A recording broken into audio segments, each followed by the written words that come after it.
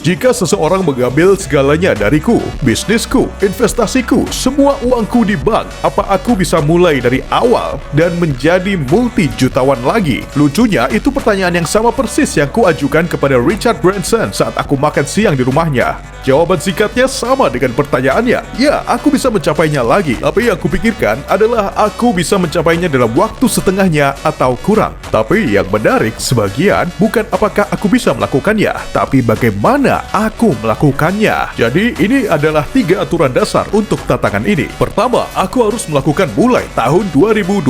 Kedua, aku kembali ke usia 16 tahun. Ketiga, aku simpan semua pengetahuan bisnis dan investasiku. Sekarang tantangannya adalah temukan cara tercepat beralih dari karyawan jadi wira swasta, pemilik bisnis, dan akhirnya jadi investor. Dengan menonton video ini sampai tuntas, kau akan punya akses ke jalan yang kugunakan secara pribadi untuk menjadi jutawan dari nol di zaman modern. Jika kau dengarkan dan gunakan informasi yang kubagikan, kau bisa jadi jutawan berikutnya. Tapi langkah pertama adalah dengan menekan tombol like. Oke, kalau begitu kita harus masuk ke kelompok usia itu yang akan membuatku 36 tahun lebih muda. Aku suka itu. Bayangkan aku yang berusia 16 tahun, aku lulus sekolah tanpa kualifikasi apapun. Aku tak punya uang, tapi gaya rambutku aneh. Di atas segalanya, dunia telah mengalami pandemi global yang menyebabkan pengangguran meningkat, mendekati depresi besar. Dan pasar saham menjadi sangat tak terduga. Ini mungkin tak terlihat bagus saat ini, tapi dunia baru ini menawarkan lebih banyak peluang daripada yang kau pikirkan. Terutama jika kau tahu tempat mencarinya. Kau bisa lacak tantangannya. Aku akan meletakkan penghitung di sini. Penghitung melacak waktu dan kekayaanku untuk tiap tahap dalam video. Jadi, mari kita atur ke 0 dan mulai. Kemana semua uangku pergi? Langkah pertama adalah dapat kerja dengan gaji tinggi. Sekarang, jika ini upah minimum bekerja untuk McDonald's atau Walmart atau sejenisnya, itu tak apa. Tujuannya bukan untuk merasa nyaman. Itu sebenarnya hal terburuk yang bisa terjadi. Saat kau dibayar cukup untuk membuatmu merasa nyaman, gaji menjadi obat bius dan membuatmu lupa semua impianmu. Tujuan dari pekerjaan ini adalah untuk membangun aliran pendapatan. Tanpa uang, sangat-sangat sulit untuk mencapai apapun. Daripada kau anggap obat bius, akan kugunakan sebagai bahan bakar untuk mencapai tujuan. Langkah kedua, membangun usaha sampingan atau kerja sampingan. Pandemi telah mempercepat revolusi digital. Belanja online jadi lebih populer dan internet adalah alat yang hebat bagi para wirausahawan baru. Pemasaran online akan menjadi skill berpenghasilan tinggi nomor 1 yang ingin kau pelajari. Cara terbaik untuk melakukannya dan menghasilkan uang sampingan adalah dengan mendirikan toko dropshipping. Dropshipping adalah mengambil produk dari supplier, memasarkan dan mengiklankan secara online, lalu minta pemasok kirimkan langsung ke pelanggan. Kau bisa memperoleh sedikit keuntungan tanpa menyentuh barang secara fisik. Di YouTube, dropshipping diiklankan sebagai cara untuk memperoleh banyak uang tanpa harus bekerja. Tahukah kau, kenyataannya tidak demikian. Menjalankan toko dropshipping yang menguntungkan itu harus mempelajari dasar-dasar bisnis. Cara menjalankan iklan di media sosial, cara membuat situs, cara menulis yang membuat orang ingin beli, desain grafis, dan dalam beberapa kasus mengedit video. Aku menghubungi banyak bisnis dan toko lokal dan berbicara dengan mereka tentang stok yang mereka punya yang tak bisa dijual. Hampir setiap bisnis punya stok yang ingin mereka singkirkan, dan biasanya ini akan menjadi, kau tahu, produk akhir misalnya. Beberapa sudah ketinggalan zaman. Dengan pengetahuan pemasaran onlineku, aku ada di posisi yang tepat untuk bantu mereka. Kau bisa bilang, lihat, ku beritahu, aku akan beri 50% dari harga jualnya. Jika itu dalam bentuk tunai, setiap pemilik bisnis akan senang. Ini saling menguntungkan. Aku suka belajar sambil menghasilkan uang. Di sini, aku akan ambil langkah mundur dan menarik napas dalam sebelum menghadapi rintangan yang banyak orang hadapi. Dan itulah inflasi gaya hidup. Ini terjadi saat orang meningkatkan jumlah yang dibelanjakan untuk gaya hidup seiring meningkatnya pendapatan. Mungkin untuk membuat teman terkesan atau sebagai penghargaan diri. Mereka jalani gaya hidup hanya dengan gaji ke gaji meski pendapatannya bagus. Untuk menghindari ini, aku akan buat anggaran dan menaatinya. Aku perlu punya cukup uang untuk melakukan 3 hal penting. Pertama, aku membangun dana darurat.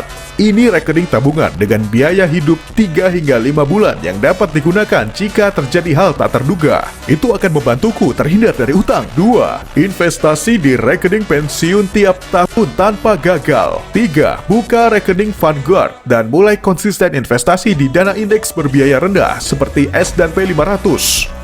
Maksudku, ini kumpulan 500 perusahaan teratas di AS. Kau tak akan salah. Dengan punya sebagian dari semua, uang tumbuh seiring ekonomi AS yang selalu meningkat di jangka panjang. Tapi, mulai dari usia muda, aku akan dapat memanfaatkan bunga majemuk.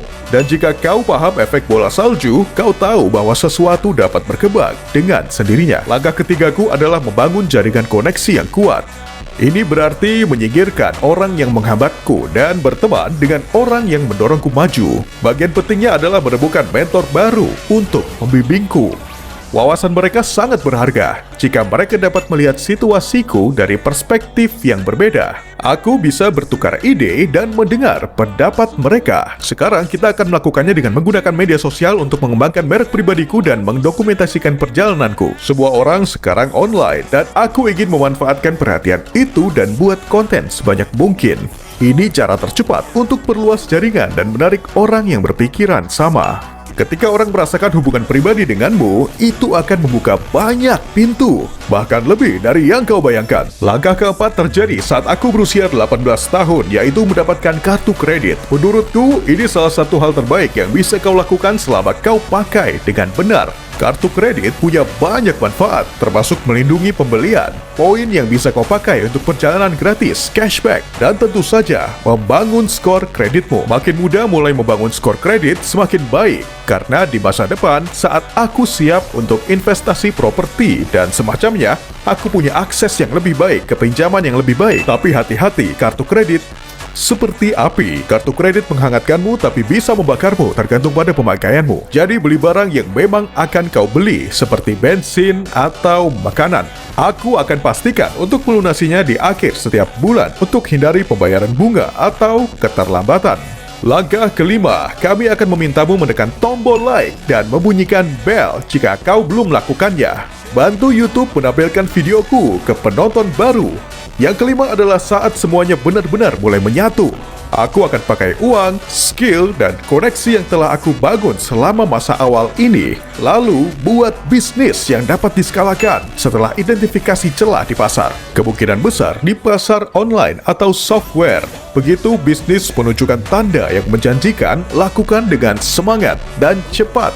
Kembangkan, tak ada gunanya tumbuh perlahan karena pesaingku akan mengejarku. Jika setiap hari aku tak mengirim ke sebanyak mungkin pelanggan, aku akan kehilangan uang. Aku investasikan kembali sebanyak mungkin keuntungan ke bisnisku. Nama utamanya mendirikan dengan cara yang tak bergantung padaku atau waktuku. Aku ingin pastikan ada lebih banyak aliran pendapatan ganda dalam bisnis untuk jaga-jaga jika karena alasan apapun salah satunya terputus. Begitu bisnisku mampu mendukung dirinya sendiri dan hampir otomatis hasilkan uang, saatnya untuk langkah keenam, diversifikasi dan fokus pada portofolio pribadi. 50% dari portofolioku terdiri dari real estate. Properti sewaan hasilkan pendapatan sepanjang tahun. Aku pastikan memperhitungkan sekolah, pendapatan daerah, dan apa daerah itu sedang berkembang. Pendapatan sewa sangat besar dan akan melunasi hipotek, tapi peningkatan nilai properti secara umum fantastis jika kau beli dengan benar. Orang-orang terkaya saat ini mengoleksi properti seperti mereka mengoleksi mobil klasik. Suku bunga rendah, harga turun, dan kau tak perlu mengikat banyak uang tunai dalam investasi. Dengan aplikasi Airbnb, aku pertimbangkan menyewa di jangka pendek. 25% dari portofolio ada di dana indeks biaya rendah seperti S&P 500 karena memungkinkanku kembangkan kekayaan di pasar saham.